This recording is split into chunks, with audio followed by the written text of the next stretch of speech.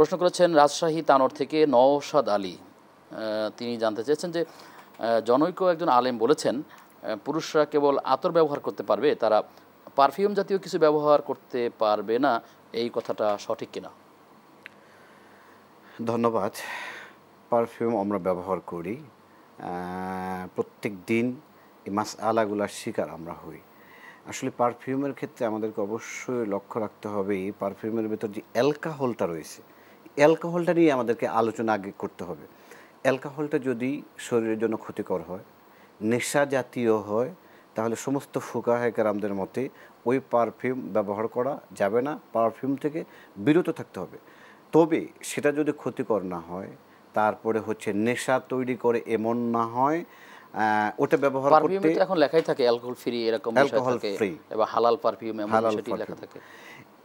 যে সমস্ত কোম্পানি তৈরি করে তাহলে অবশ্যই তারা একজন মুফতির পরামর্শ নিয়েই তারা এটা গবেষণা করে তৈরি করে।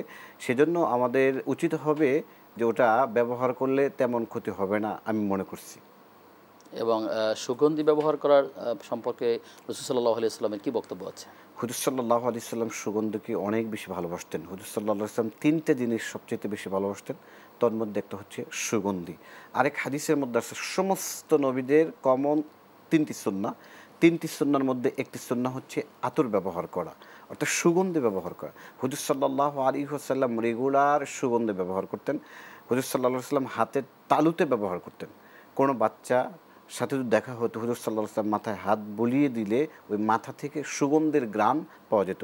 হুজুর সাল্লাল্লাহু আলাইহি ওয়াসাল্লামের সাথে যদি কোনো মানুষ মুসাফাহা করত, তখন ওই হাত থেকে হুজুর সাল্লাল্লাহু আলাইহি ওয়াসাল্লামের একটা ঘ্রাণ এবং হচ্ছে সুগন্ধির একটা ঘ্রাণ চলে আসতো। সেজন্য আমাদের উচিত হবে দুর্গন্ধ থেকে বাঁচার জন্য হোক অথবা সুন্নাহ আদায়ের জন্য হোক, আমরা বেশি বেশি করে সুগন্ধি ব্যবহার করব ইনশাআল্লাহ।